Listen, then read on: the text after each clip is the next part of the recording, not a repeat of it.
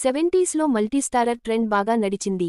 ఎన్టీఆర్, ఏఎన్ఆర్, కృష్ణ, శోభన్ బాబు, కృష్ణంరాజు వీరు హీరోలుగా మంచి మల్టీస్టారర్ ఫిల్మ్స్ వచ్చి చాలా వరకు హిట్ అయ్యాయి.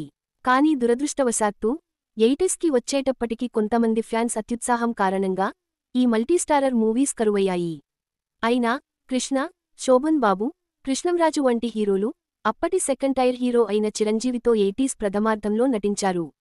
రాను రాను అవి కూడా కరువయ్యాయి. కానీ విక్టరీ వెంకటేష్ పుణ్యమా అని కొంచెం ఊపందుకున్నాయి.